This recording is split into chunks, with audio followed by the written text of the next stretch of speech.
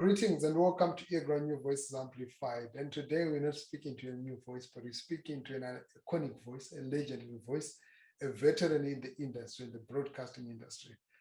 Somebody who inspired many of us, many of us. I've met so many people that have said, watching Love Jones on TV, hearing him on radio, seeing what he did in the entertainment and showbiz scene in Zimbabwe, gave me the sense of imagination that made me who I am. So without much ado, I'd like to welcome Elder Love Jones. Welcome to Earground. Thank you for having me. It's such an honor to have you here. I grew up, being a big fan, but I know most people recognize you from Rockers Vibes, and they know you from radio, and they know you from the entertainment scene. And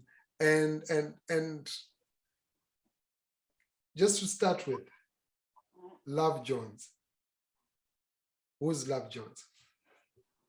I don't even know, because that's a name that came in the days of like the gong, and there's this guy called Velvet Love Jones who's like was like an American 50s movies, and because the terminology Love Jones means when you're hopeless to love. So it was all the galley business and the dress smart and outsmart everybody, and just be that guy who's in his own movie with his own soundtrack. And we just later shortened it to Love Jones just to keep it. And that was when Teach Now came in. It's about, I think, 98 or so after he moved back from South Africa. And he made Serakuna. And we just stuck with that name, and then we moved on with that. And it's always been that now. And like I said, it's all nothing but love. Great. And hopeless to it.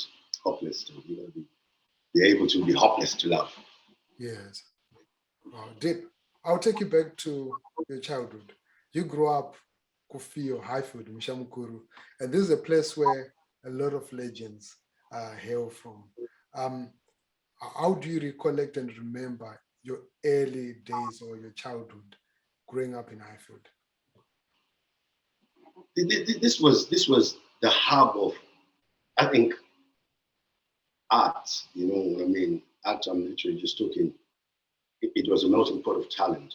So I remember listening to Teach on the other program talking about the little things that you needed to get out. Okay, it was you either good at football or you're a musician. And to be honest with you, the academics were not really looked at as something that was amazing or here to be an entrepreneur of some sort of kind of like business mind. But for you to be someone that said, oh, he went to university. I mean, I think our generation was the one that was like, you need to go to university. It was about, you gotta find something. And then not to mention the other people with the talents like an Adube Jones, the pickpockets, right? Yes. Guy Thomas. And then Kunevaskano, the hustle their thing. So it was just everything right there. And you had to find your niche. You had to find yourself among us, Lord. Because there's a society of bottle store, and then and this is things that I used to see like just before my time. And I say to myself, you know what? I'm just not the kind of guy. I mean, I know there's something out there that's slightly different, and just lucky enough because I used to just like trying to hang out with like people I know, they were old, and I had Josh Makawa down the street right now. Legend. Teach just popped up from there, end up I think my 10, I had Ben Malchaza next door, next street. Wow. He's the first guy to take me to ZBC when I was young. And so he was doing his rock on tree, and one weekend said, listen, you're pop out with I saw the studio and I thought, you know what, I can do this. But then the difference with him and them, he was an academia too. He's somebody who believed in education at the same time. This is just something that I love. That's my passion, but my bills are paid different. So there was that balance of just having people like him to mentor me and just to point out little things. You know, when he goes out on his gigs and he take me to all these ministers' houses where they do the private gigs, and I'll just tag along as well. And I would see that, yes, there was Greenville, there was places, there was Bordeaux that I had never been to, like on that jet, rather than just passing through or getting invited to one of your relatives. And that's what I want to. And I say, I want to go and live there. I want to do that. But taking you back, my street was called Mawaire, so on, for one purpose. Yeah. So all the guys used to rehearse the music at Panagagi, you know, where this guy, I know it's Chimsoro, remember the song, Oliver Mtuku, Chimsoro Wanyanya. Oh, was it actually somebody from the hood? Chimsoro Wanyanya? Yeah. His name was Pindurai, you know, and this guy, I think he later joined the police for years after that. So as a kid, you would see Oliver carry his guitar, you know, in his Tommy shoes, just coming down the street, and you run and help him carry his guitar. You walk to the house, you watch Muddy Face, you watch, there was Big Tembo ended up living right the house across, by Panamatin, you know, and I would so clearly see his picture with his red, you know, like then like Adidas looking tracks to this pata. This is the early days. So come Zimba, come everybody who's everybody. The Thomas used to come and hang out there. So it was just like that whole Ocean City band, you know. So I saw almost everybody up and down the street because it was closed. So my grandmother's house where I was born and raised was right in the corner. So there's that noise coming from there every day. And that's that place your grandmother's telling you, where there's my guitar, Aurora. You know what I mean? Because she's really trying to put me in that academia kind of set of state, like I'll pay anything for you to go to school and get something and not do that, not play football, because you're not good at it. The music thing, you can't sing, you know? So there's this option. And so I was really forced to be that kind of like, one kid from the beginning. Ideally, you're in a neighborhood where there are a lot of creatives, but there's also a lot of hustling that is happening in that neighborhood. And all of this is frowned upon. People look at it, guitar in this chiromba, boys,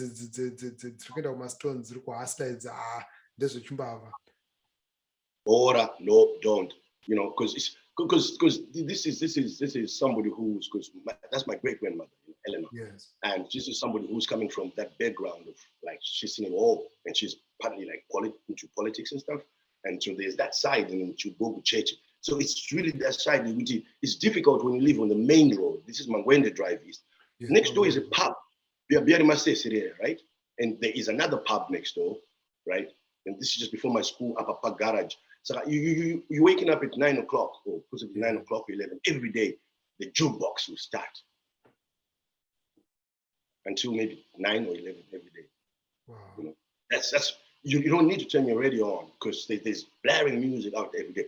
This is the primary school I went to, just across the road.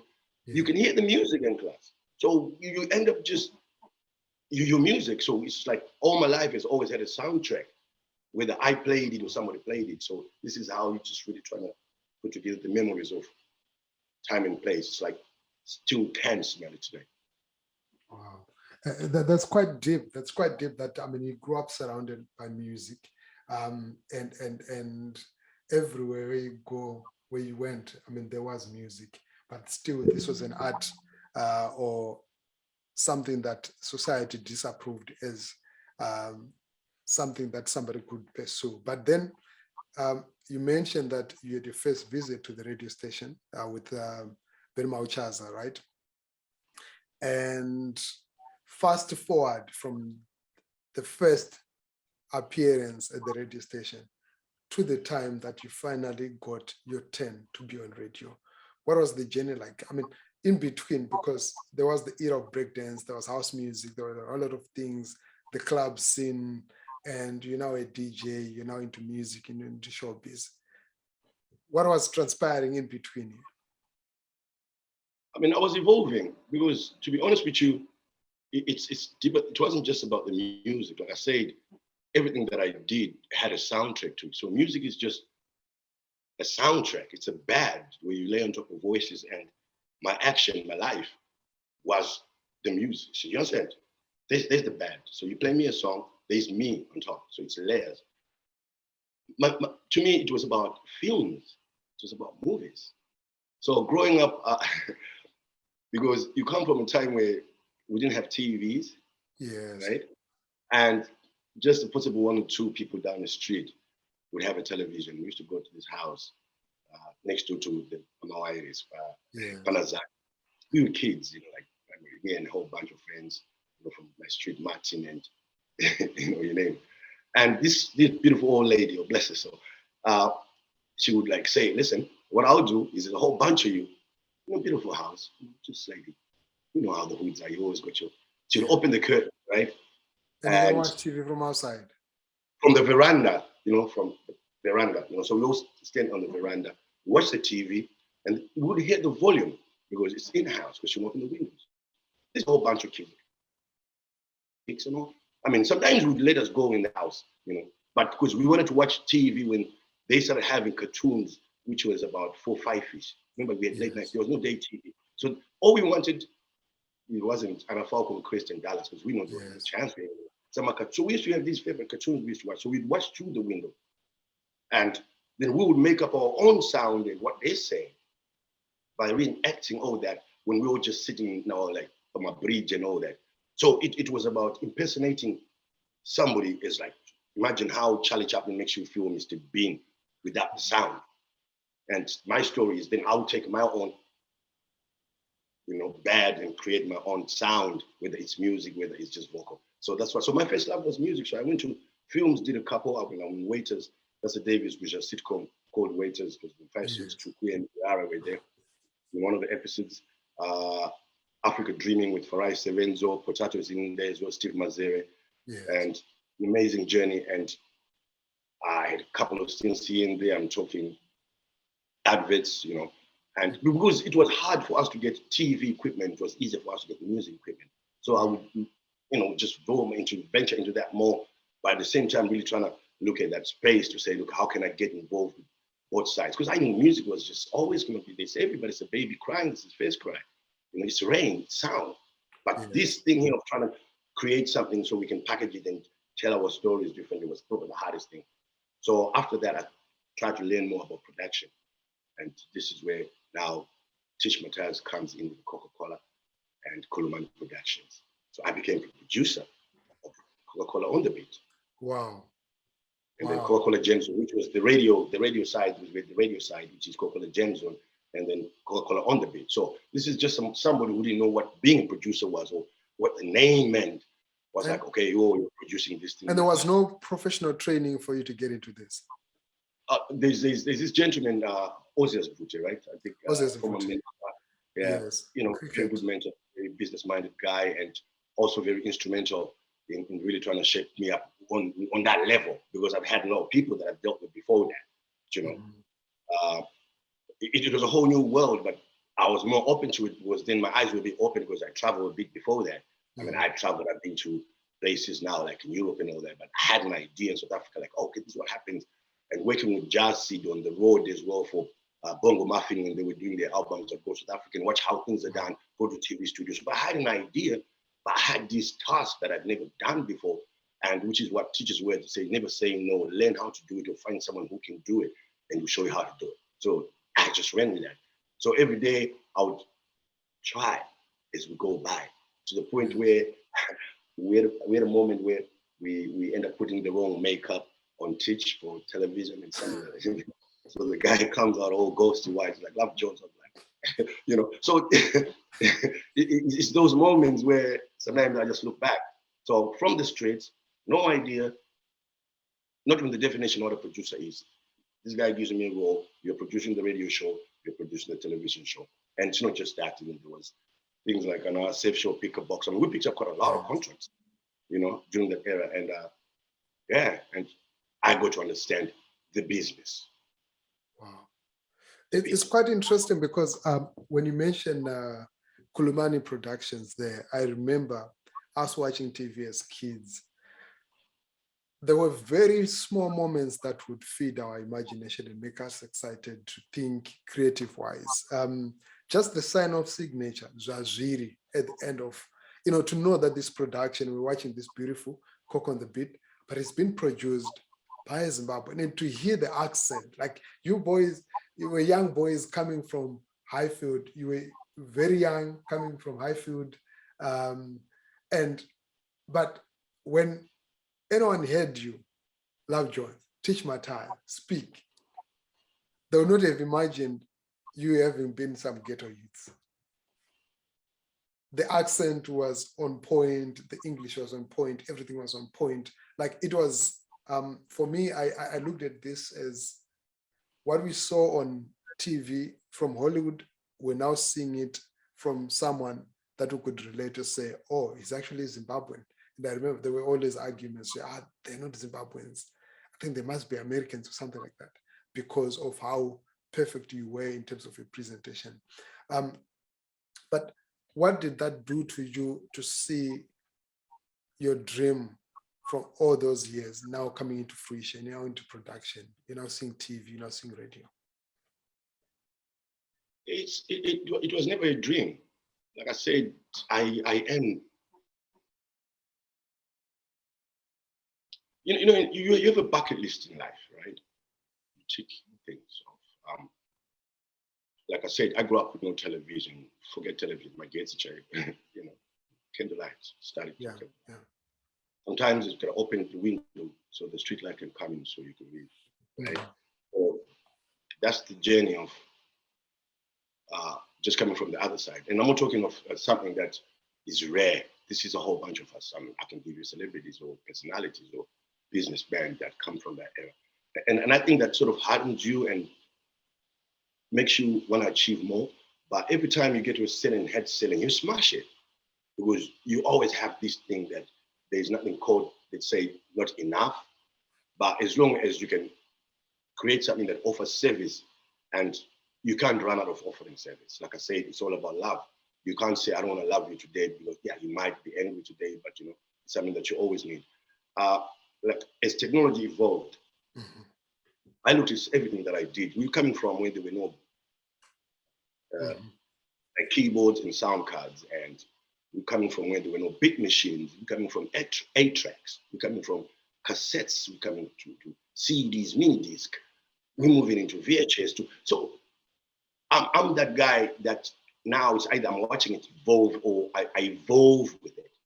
So for me to be able to maybe pop up and be on a channel 4 in England, UK, would be like, oh, wow. And someone will give me a call.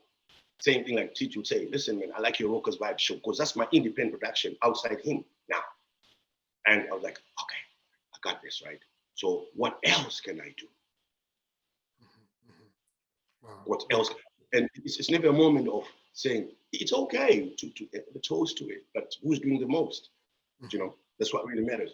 Because we are happy to say I'm successful, but what is success? Yeah, true.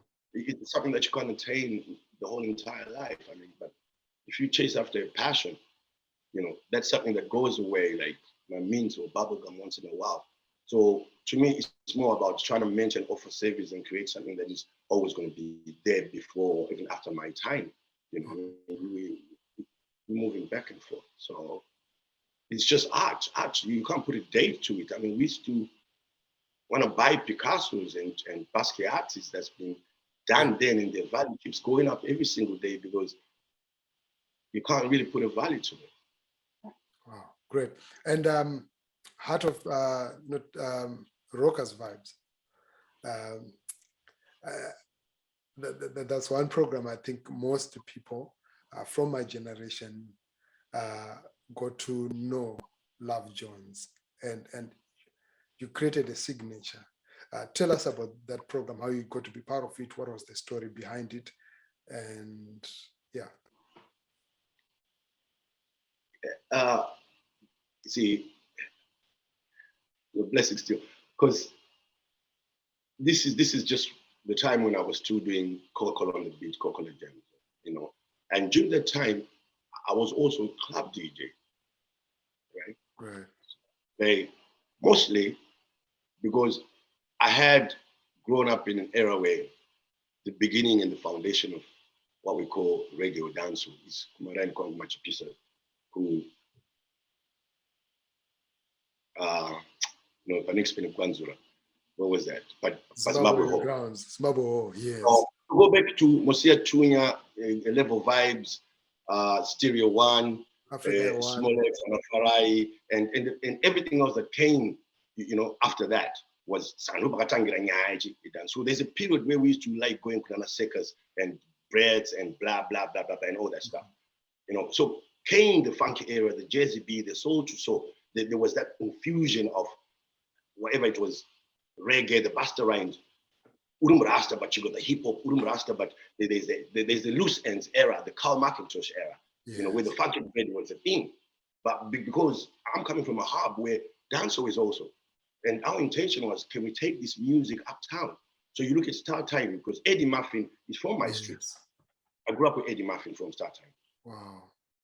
So when they took it to Tetros, the Tuesday night, we try to push that as much as we can. But can we bring uptown to, the vibes? Then by then, Rumors used to be called Ballet High. And then teaching them used to do gigs there. After that, came an Ajabi, that's after the movement from before Chub. And Chub used to be a rave club. So it was really now us saying, listen, we got something that we've always loved. I've always loved reggae, like growing up. I mean, this is one of the things. This is, like I said, the soundtrack to that inspires that guy and make him understand the position where he is in life as an African. You know what I mean? Yeah. And it drives you. So he said, I got this thing. We need to take it to town. We need to make all the Suburbans and the Manos love this, especially Makosa. Then we had something of our own that we could flash our locks, go there looking the way we want to look, and have a little, you know what I mean? Like a place in that, because otherwise, Chirobo child was either quarantine pim and you have little glass shoes and so I dread was big at zero papa, and so it was like, okay, fine. Now I'm at 2000 and only understand what were my robots then. Oh, bro, masala, Masala. And, so it was that. And once we were there, then came the period where we said, we don't have anything in the club that is Zimbabwean. So come what now they call it, I don't know what we ever call it, Zim Danso. We'll get back to that. Right. So the roots of Zim Danso, before it got to be called Zim Danso, it already started in the club scene in those days, sound systems and the introduction of local dancehall. I'll tell you. Alan Ranks, Dads, Papa Par, I think he was a policeman. This is Zim Danso. Yes. Tendai, he later came to Babylon. I think he's late now. Culture team. Yes. Right. These are the days where Farai, Farai Shampara Smolex, yes. And the people that were pushing the music and Namuchi Timbe, Yes. And Jabi came in, Madeza, and Ghosts, Madeza. So, and Kevi Magai, but this is early foundation, in Chanta. Mm-hmm. So, because I used to go to Major E and Mabuka because we were from Highfields and stand outside these speakers and Nagatu and Jerry, who later became my neighbor, and I got those speakers in the end. I even into my drum. The sound was so loud, we heard from Lusaka, so we didn't need to pay, we just stand outside. And came the time when we get raided by the police. But what I heard was, so we can use our own language, right, on this music and make it sound like this. Mm-hmm. Now let me bring it to Rockers Vibes now. Rockers Vibes was, I was working on a project with TK, he just came back from Joburg, and Tino Katsani. Yes. And we were doing he asked me to come and help him with this show and Mako Machona. Mako Machona, yes, Rough Cuts. Yeah, Rough Cuts. They had a breakfast show they were trying to launch on TV. And he came by and picked me up. So I went to my friend Preston from Blackfoot Tribe. Blackfoot Tribe, yes. So we went to the studio that day, and because I was doing production for Kokolo on the Beat, so he thought it nice for me to help him out. Mm-hmm. And while we were sitting discussing his program, TK came by with said a gentleman, I forgot his name, he said, look, there's a reggae show here that needs a presenter and somebody to, just, we've tried like for the past 6 years or so, and it's not really, shaped into what they expected it to be. So he said, do you want to take a look? I was quite reluctant about this. Like, Preston, John comes right in, and Preston went into the boardroom. The guy put up a couple of tapes and he showed us a couple of presenters, and I don't think I should name their names. Okay. And I looked at it and I thought, it sounds like fun. And I said, Preston, you want to do this? Preston was like, yeah, let's do this. I didn't think much about it. I said, okay, look, we'll come back on Monday and we'll give it a try. I called Preston on Monday and I realized Preston had just left that weekend for England. He didn't even tell me. That's 4 people. I'm like, oh, I don't want to let the gentleman down. So I went to ZBC and met up with Samanyanga and Joe Mafema. Joe Mafema, Gazi. Yeah, and luckily these guys were like, oh my kind of level, they were quite young and versatile too.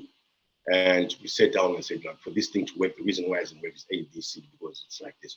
Let me make it my thing, and all you guys just follow. If we go overboard, please. But because there wasn't much going on there, so I became the program. And my idea wasn't just now trying to put reggae out there. It was trying to connect reggae with culture. Rather than being in the studio, which is what I should do for Coca-Cola and the Beatles and outside broadcaster, I would go in the streets, Kufio, Papa Isgate, Pep and Boys Guleza. Talk to anybody in the street. Just be around people, because that's what the music was all about. It was people's music, and I think to me it wasn't more about me. It was about the way I gave the program to the public and made it their own. And yeah, that was Rockers back. So I went until I decided to move to England, and somebody else took over and somebody else. But yeah, I created that to my own standards, and I had a trajectory of what I expected it to be. And like I said, when it's your baby, right? Great. And fast forward, we look at the development of the reggae and the dancehall scene in Zimbabwe, which became the mainstay for the past 10 years. And there is a connection to Rockers Vibe. There is a connection to the sound system era. If you're looking at Rockers Vibes, Winky D was also, a presenter of that program, a baby that you birthed. How did you feel when Zindanso was taking off and you're looking at all those efforts? Did you feel a sense of impact to say what you did contributed to the development of something that a crop of youngsters are now eating off? I can't take credit for anything, because, like I said, maybe I was just partly instrumental of, of the crop that was just being harvested, because it's a lot of great minds and artists that believed in one thing for a moment and said, look, we're going to do this. There was, if you look, like I said, it comes from Para and in that era, and Major Ephraim, Innocent Ucha, you have Marvin S, you have Booker, you have Potato during the Andy Brown era. You also had partly to play big, because Andy Brown's crowd was different from downtown, like they were like a lot of foreigners and stuff like that. And for him to be able to sing that to this crowd and being accepted, that kind of made that genre even stronger, because now it wasn't just about the ghetto people. If the uptown people could accept that, that means we are finally arrived to a certain place that we accepted as, I don't know whether it's a sub-genre or whatever it was. And yes, like you say, the television is just really going down there and interviewing the artists and talking to the artists, and radio helped, because what I used to do in radio was, while Chichu would be really known for, Magudada,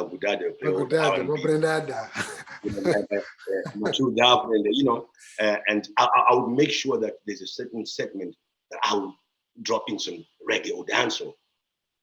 You understand? So if you really look back, there was always that time then I would break into a little patois, and just that was to say, listen, we're going to force our way in here. And we did. And today, Most of these guys are flying all over the place, up and down, earning a living, and where this will go, I don't know, but it's something that maybe in the scriptures and somewhere they'll always say, listen, this was a turning point of our music. Like I said, nothing stays permanent. Everything is going to grow. So it's the grass and the child that you have at home. One day will be a father of his own as well. So. There's it. So I'm going to tap, we're going to take a small break and come back for the last part of the program, where I want to pick a lot of your wisdom with regards to industry issues, industry matters. It will be difficult for the industry to move forward or to progress without the wisdom of the elders. And but I wanted to ask about the patois, because for me, that was amazing.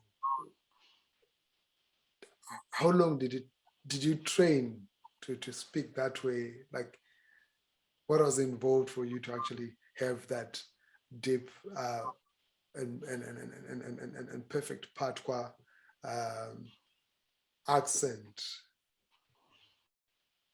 You know what you said was Yes. accent, not patois.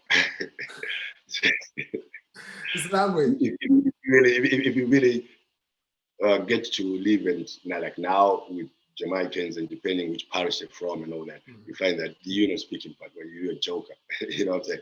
But the accent, it's just a love of languages. Like I said, you can't really put it like I would try kulebeleka Chikalanga, Ukulumisi Ndebele, or wherever part of I am, because I just love languages. My tongue would roll easy like that.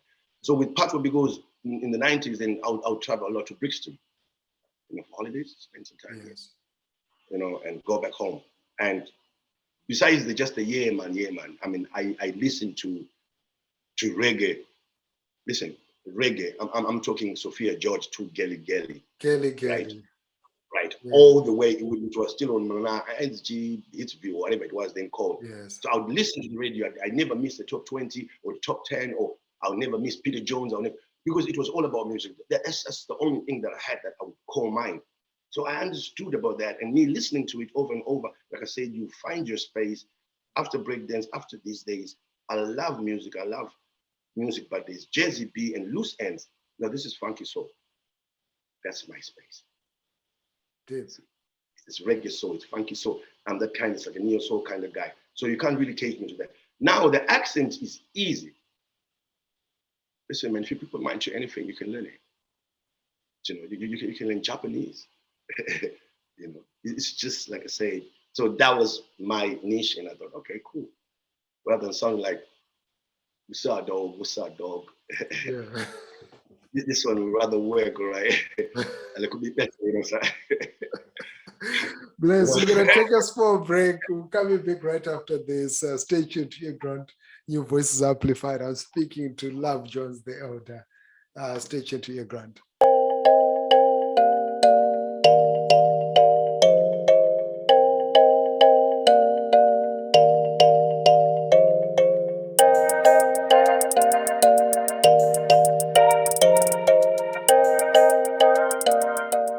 Voices Amplified. Earground. Welcome back to Earground. Do you still remember that intro, like the intro that you made? I've evolved so much to a point where I can't even recognize the little. Sometimes when I look back and I look at the pictures and I think, what was that? People are like, oh, is that your son? I'm like, no, that was me then. But the story is, would you rather like me then or rather be the new me? That's what I'm saying. Somebody said that it was Ali. He said a man who's spent his last 30 years or 50 years still trying to remain the same person today has lost like 30, 50 years. So my intention is, it's this word, it's the sound. It's a message. You get it there, you pass it on. To me, it's a free flow, because sometimes you hold on to so much good that we stop the flow of giving. So whatever that I gave you, if it made a difference to you, your job was supposed to amplify it, which is why you're doing. And you're speaking about it today. But we'll go back to that in a minute. Wow. And moving to the UK, did it transform you? How much change did that bring into you as a creative? Man, that was I'll be honest with you, it's a place that I never really see myself coming to settle or live. I enjoyed coming to shop and go back and and enjoy everything else that it's offered. But there came a time when I really had no choices, left, but because it had to do with the relationship, then my wife struggling to understand. So I moved here because she wanted to come back home. So that's how I ended up here. But it took me a while, and still today, I would maybe look back thinking if I'd stayed, what could have happened. But like I said, it's just where I was supposed to be. And talking of changes, the place changed me to a point where somewhere along the line, I did lose the flavor of me. You know what I mean? It was so true so much that you lose direction, you lose focus, it just really shakes you down to your core. But at the same time, there's a whole lot of things that came with it. I enrolled into colleges, I creative technology, enterprise diplomas, and to do with music, things that I love. I I went to university, just got myself a little piece of paper for creative technology and enterprise in the media area, and that opened the door for me to be able to work in the local radio station, which is Express FM, and I used to play reggae on prime time. Yeah. So each stage had, and I managed to create uh, reggae in my neighborhood, like the city that I live in. There wasn't much reggae going on, and start on my own gigs and just get the whole community together to vibe behind this music too. And I created a little sort of, I wouldn't say a group. I had Nash and a young chap called Marshall, and we called ourselves uh, what was it? The bit something, bit Exodus. Yeah. So we produced for work with Juicer, BK and Kaz. So most of like one or two albums and some of the tracks you find in BK and Kaz, the Cynthia Mares, so we started working just making instrumentals and just producing for almost everybody out there as well. Yeah. Yeah, the bit ovens, sorry about that. Yeah. No. And so that was part of my journey here of saying, okay, I've left Zimbabwe where I had my own studio. I had my own studio, and this is where the brown sugars came in. This is where now the Marisas came in. This is where the first encounters of a Junior Brown, I'm talking Patience Musa's first album. I'm talking going back with the Pied Pipers, the Andy Browns, the Chiwonisos. I could name a lot, and some of them are lost tracks. So I used to work with a lot of people. So yeah, coming to here, I was like, okay, what do I do? I brought a new sound, which was like, listen, you need to stop making this hip hop. Let's make this African music dance. So we started creating like dance, and we tapped into it, created that, and then a bit of reggae, and we just went on, created a whole lot of tracks for different artists all over. My studio is a paid party. A lot of artists from the neighborhood would come and cut their demos. I would charge them per hour, just like I used to in Zimbabwe. That was just my other, extension, tentacle. And yeah, the shock is still in with me today. Like I said, I came here, my Jesus years. These are the when I was 31, 33. And like I said, I was meant to be here. That's why I'm here. But at the same time, it's been a journey which I still feel it's not really done yet. And if you understand about the Odyssey, the hero's journey, it's like every time you travel, there's always that place you always think you're home, but you want to go back to that first place and look it for the first time, like it's brand new. So my journey, my story is still being told. I wouldn't say where I am is home. I feel comfortable. I'm at home. I can't complain, man. Everything is okay. We're healthy, family's healthy, and like I said, looking at the situation in the rest of the world right now could be worse. And I'm blessed to be here, and I'm grateful. Like I said, I'm meant to be here. That's why I'm here. Yes, we evolve, we change. With changes come shocks, exfoliation. There's a whole lot of things that happen, with change. But you have to allow it. Yes. Like I said, nothing is stagnant, right? You got to keep moving. And talking about that movement and the evolution and the developments that are happening on the African continent and also globally, we see Africans, creatives, musicians, actors, actresses, they're now occupying the global space. But the Zimbabwean sound still remains very deaf when it comes to the international platform, except for very few bands like Mokomba and Ubuntu. the mainstream pop culture from Zimbabwe, for me, it hasn't made inroads, except for a few that are already like, third generation kids and those that are living in the diaspora in UK already. We've had Zim Danso every year coming to the UK and still entertaining Zimbabweans. We see the same also happening in South Africa. What would you say could be the biggest shortcoming for Zimbabwean music, pop music, to find its international footing? I mean, like everything else, which is we had to understand that with this turn of this new millennium, there was going to be a big disruption. And don't forget, we're coming from Y2K, the Napsters, how we're going to market our music, how we're going to, and all those changes. And when they say 2000, they didn't mean 2000 stops there. It's 2000 and beyond. Yes. And while we're looking at just sound, we have to understand what music is. Like I said, music is just a soundtrack too. And us as Zimbabweans, we are growing, we are evolving. I'll give you an example. When I was growing up, I'd listen to people like Pet Shange from South Africa, Yes. Steve Kekana, Steve Kekana, and those are like Yes. the sort of the Bob Mabana sound, and it was more of like an imitation of the so-called Americans want to be, stuff like that. And we call it funk, or I don't know what it was.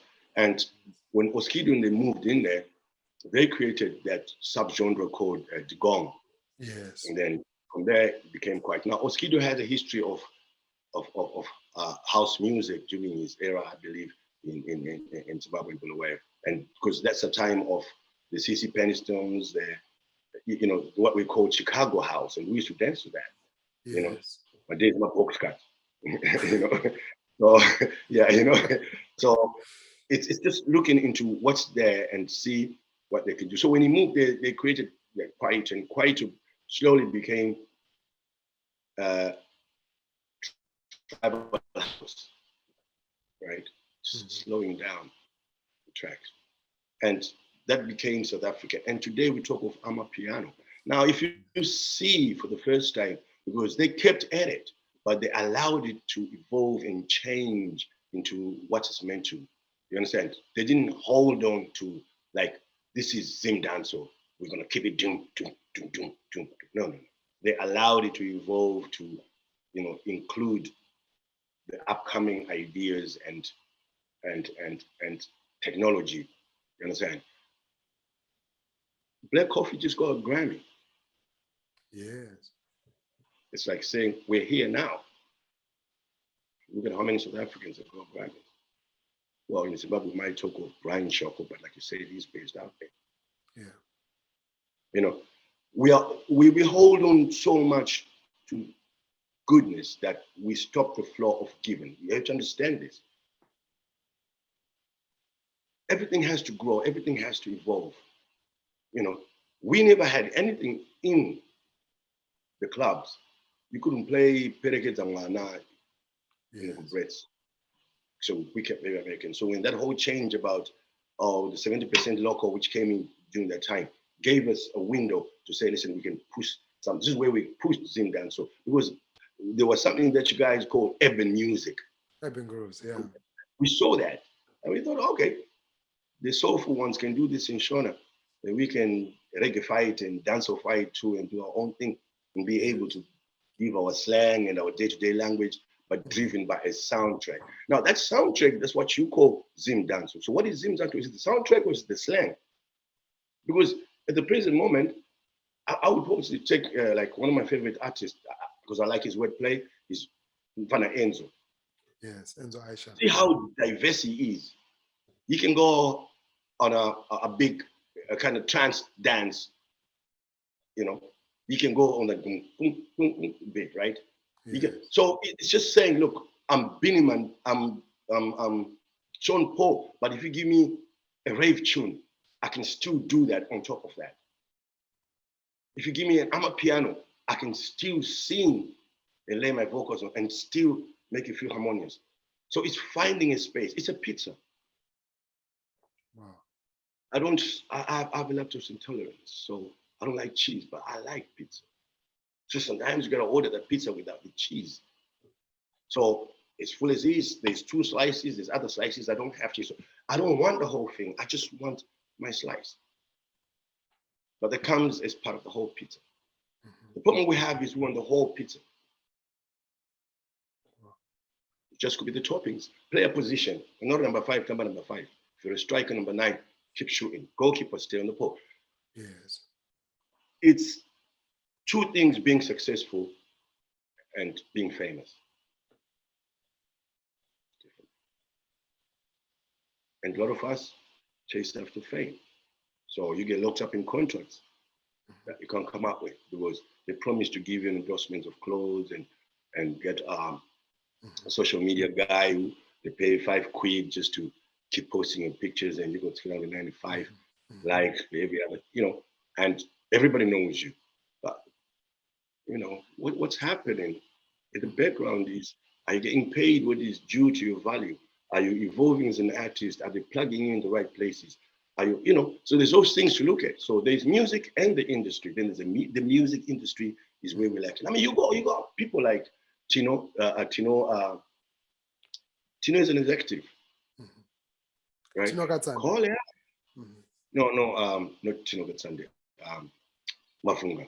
Oh, Tino Taponis Mavunga, yes. She's both. Girl is both, right?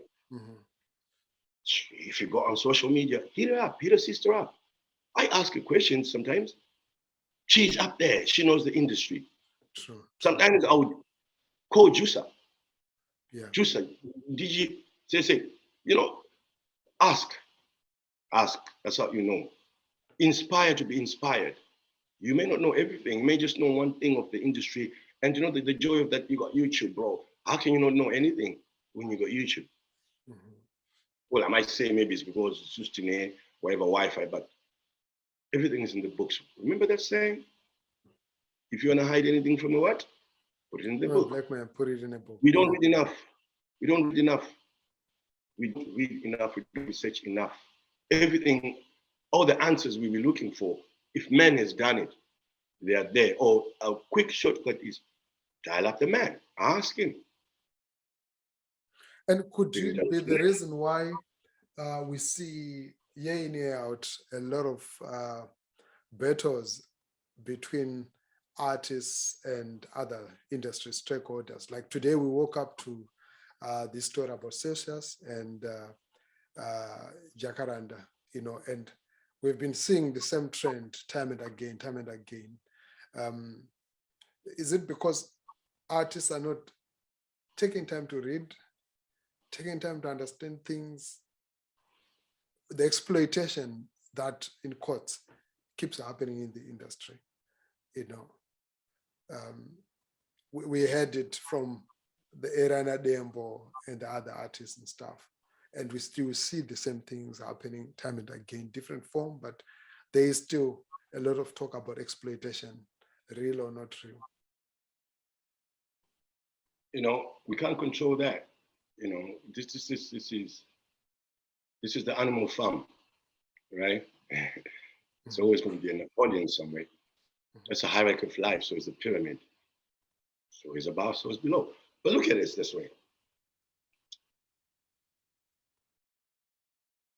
It goes back to we have so much time, possibly, that now because due to social media, but one thing that you always need to do is check your source. Just don't take everything in without actually, verifying to say that this source of material is relevant and besides being relevant, is the truth.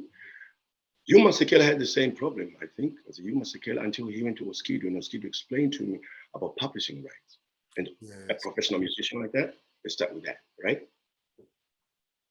A good lesson, I'll give you in chops, is look at, I don't know whether you know a guy called Ryan Leslie, American artist, producer. He's worked with P. Diddy, he used to date Ciara before Diddy. Yes. The guy, he's got a degree from Harvard Business School, right? Go back, Swiss Beat just went back to school and got a degree in Harvard Business School. Oskido right now, we're talking, He's in school. is in school. After I achieved all He that, was in school. bro, remember what I said to you? So what I did, what I thought I knew back then, I had to go to school. I had to go to university to get myself a degree in what I thought I'm good at. But then it made me realize that there's so much more that I need to learn. And by just knowing that I didn't know anything. So you can never stop learning. And that's in the subjects that you really, really engrossed in. Now, it's simple as watching how Jay-Z created Rockefeller and then Rock Nation. Right. You got money from being an artist. What do you do with that money? You invest it into other business entities. But what's the biggest thing you need to do is create a team of people that are knowledgeable in those avenues. You got Tata. I think now he's CEO of Rock Nation. That's his boy, that's his sidekick, that's his man right there. He's been there from day one. From the streets, right? Their money, they're business minded, they're chasing paper. You got Vegas Jones. He's in the, I think, apparels and stuff. He's got that whole Puma deal going on for them, right? You got Perez, husband and wife, Rock Nation Sports. Who is in there? Tawari is in there. All the young footballers from England are in there. Most of the basketball players. You go the alcohol department. You go Memphis Blake. Yes. I think he's working for. He's one of his to save for something. Look at this guy. You see, Plot is good at media. Take Plot in media. Don't put it in sports. But the sports guys need media. They'll go to Plot. You sit there and you create this team, this dream team, according to the strength that everybody has. Like I said to you earlier before this, I would like to acknowledge and thank you very much for actually creating a blueprint of what I think is the epitome of beginnings of enterprising. Because everybody says I'm an entrepreneur. Entrepreneurship is what you do, it's not who you are. What you did was, when I saw one of your posts, where you had the financial manager, you had the media guy, I think he was the creative director, you had the guys in the streets, and some of those guys are still starting marketing degrees and social media. And to me, that was like, you see, this guy's got a plan. That's what it takes. It's just a well-oiled machine. And they run another gumbo, the driver on top, and being able to acknowledge, no, this is my strength and this is my weaknesses, right? These are my weaknesses, right? And allow each one to grow in their own and be their own bosses. And out of there comes what? More tentacles. We like to own things on the show. There's a good relationship that has worked so far, I think, is Banda and Winky D. Yes. If you look at Kane and Ja Pressure, they seem to be doing all right. Because it goes back to, I started noticing between Debbie and Oliver, Dr. Oliver. To me, I was like, okay, after watching all those bands, Ana Biggie Tembo, Ocean City Band, Wadzimba, Chichichi, and to me, I was like, what's going wrong here? Then you realize, no, don't worry about the king. Be afraid of the person behind the crown. This is deep. Kings come and go.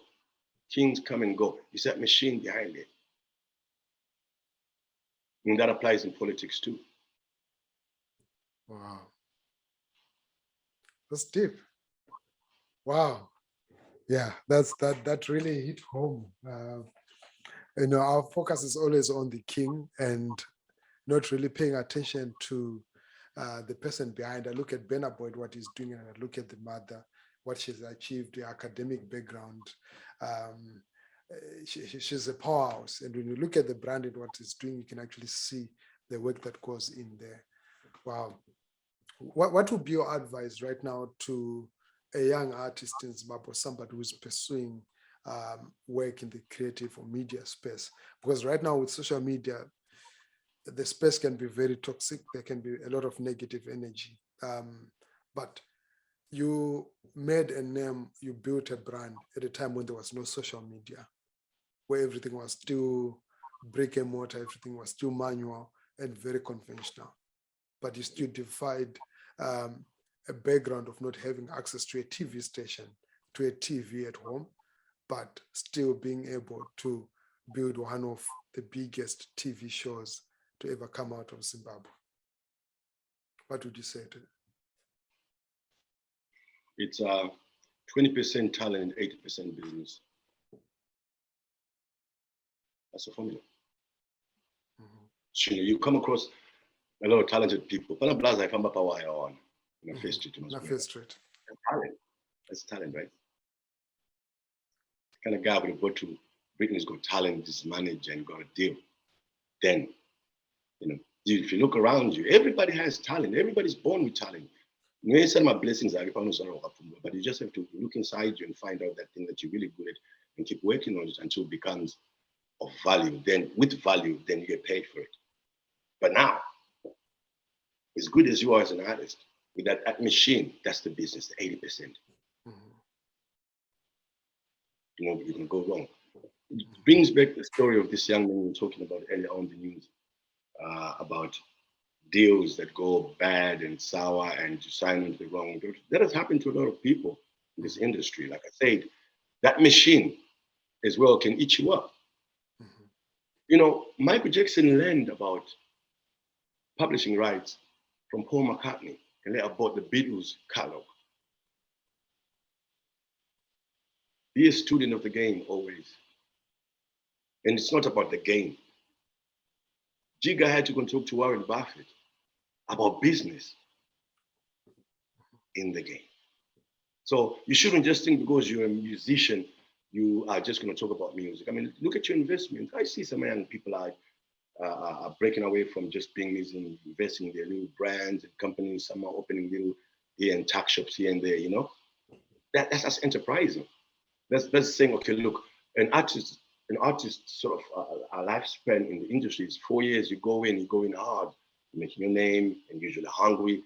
Your belly's hungry, it's on fire. The next 4 years is for you to establish yourself to now create a business. Usually the streets are open your own little studio or that you're good at, and start from there. Because after that, 8 years is because there's a kid who was 8 when you're in the game. 8 years later, he's 16. These are the tenacious that we're seeing making music in their bedrooms, and today they're global phenomena. So it's that 8 years you got, and what are you going to do? Because as an artist, you can't stay on top for 8 years and after. Yes, you can have a lot of #1 hits, but you got a lot of hits coming because every other kid is inspired by you and want to be you. And not only do they want to be you, they come and get that seat. Yeah. So back again to 80% business, 20% talent. When you got talent, and these are things that we had to learn, and we made so many mistakes, and we're still learning today about, this is how it goes down. But just because you've been in that place, so my advice is like, listen, you're good at something, find yourself a good team. Sometimes short-term contracts work, see how it evolves, and make sure proofread, small print, find a lawyer, solicitor, before you sign anything. Talk to those people. There is a couple of people that are media solicitors and lawyers, and then get yourself an accountant. Register a company. That's your business. So you work as an entity, as a business, not as you, because then that helps you with your taxes and everything. Not going to tambira nasi wabadara bendi waisa mari mumu wabadara ET waenda kumba. That's not business. Because you have to look at yourself as a business. Like Jigga said, I am a business. He is the business. So when you're out there, stand there and go, look, this is my brand. This is me. Whoever comes with me is getting paid, and whoever is not going to eat. You have to learn to create that table. And even if there's no one sitting with you at that table, but there should be plenty of food for you to go around. And keep it tight. Tight as size of a pizza. If there are 2 pizzas, it's too big. That's how you forget about having a circle, have a dot. Pizza, 1 pizza should feed your team. Because as you grow, you're going to have other tentacles, and less is more because there's plenty for us. True. 2 things, loyalty and trust. Run with that. Once you got your dogs, you're okay, you can go hunt. Problem at 9, you're involved with so-and-so, and then so-and-so doesn't work. No. grow a family. Grow a family. Your boys from the wood, I don't know how you guys have relationships, people that you know, but people that you can always trust. Even if when you're there, they know everything is all right. Even if after you know this thing is going to go on. Because it's not about us. It's about us just leaving our carbon footprint to say that we're here, for generations to come. And leaving that carbon footprint, what legacy would you want to create or leave behind and would be celebrated for as Love Jones? My story is still being told. I really got nothing to say about that. I'm on my third. This is like 3 wheels and 3 lifetimes. Yes. I've never really looked at to say, like I said, I have achieved anything. Not yet. I'm still teething. Yeah. The Ray Crocers and the, guys that created like KFC and McDonald's, those guys were late bloomers, like 65, 67. Yes. And you could get a young guy who comes in the game early and God calls him home, departs early. So I'm blessed to be still around and to be able to see things and be part of this whole new kind of spectrum, because it's a whole new world to me too. As much as we say I'm a 2000, I have to be part of that. And it's possibly the most exciting time to be alive because of the change and embracing it. And there's so much more that I still feel that I need to learn and I need to sort of create and be part of in terms of this space.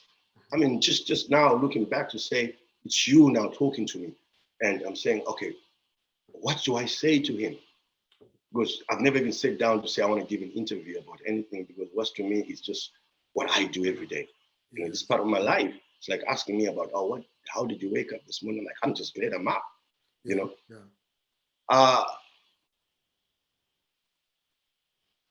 There's more for me still to come. And it's still making music. I'm a big fan. Yeah, I've just dropped I just finished Dino Mdodo's track I did. I don't know whether I want to have it on EP or something. There's a track that I just finished with Dino Mdodo, and I've just finished the remix. I'm cleaning up Exemptions EPs. A version of mine who's also my business partner from Dubai. We've been like donkey years together, like past 11 so years, and he's dropping his EP, so I'm working on that now. I think I'm on track 5 or so. I don't know how many went on that album. Then there's a Dino Mdodo project.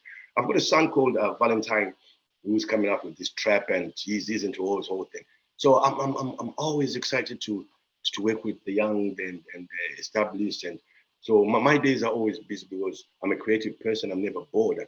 If I'm bored, I can shoot a video. If I'm bored, so I don't know how collectively I can actually say, what are you doing? There's still offers of gigs and shows I still go and DJ, but not as much as I used to. But it's got to be a private party or something, because we love the music. It's the art, and there's a fashion side of things. There's there's a lot, bro. Clothes, fashion, perfumes, bra. I meet a lot of people, and I'm part of certain groups and certain brands and certain. But ideally, it's something that the things that I love. Only things that get me excited and things that get me up in the morning and stop me from going to sleep. So when people say, "Oh, have you achieved this?" It's like, bro, can you see we have to get up again tomorrow? Thank you so much. I would have wanted to continue the conversation. So much wisdom, and it's an honor. Just to look at the 2 generations, there are possibly 1 or 2 other generations between me and you that have learned so much from you, and I'm one of those. And I'm humbled to have had the honor to speak to you and get the chance to hear your story and talk about these things. Thank you so much. No, thank you. You know what? I couldn't have done all this on my own. Like I said, I had a lot of people that believed in me from where I came from, with the Osaka, Highfields, and LRK is like my sidekick. Like I said, you always need a Barnabas, strangler, a cheerleader. I was mentored by a teacher. I had a chance to work with Josh. I had Superman 10 brought me for ZFM Stereo. That changed my life. I became creative manager for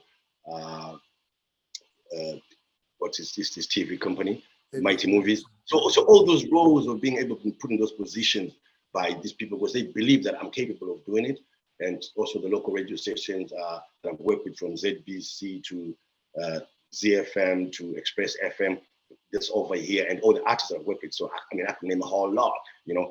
And it's these people that made me who I am. So as much as I like to say, oh, I'll take credit for this and that, nah, not really. Without them, they would never have been me. So, you know, much love and much appreciated. I've never really actually had an opportunity to say, guys, come on, man. You know, thank you.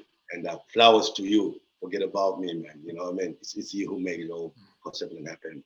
And I feel blessed today. Thank you for having me, and keep doing what you're doing here, Earground, and let your ears grow bigger. Like I say, there's more ventures to come, and you and I got a little whisper. Yeah, you know, man. sometime Yeah, later. man. Let you look up for this space. You know what I mean? Blessings. Thanks Business, a lot, man. man.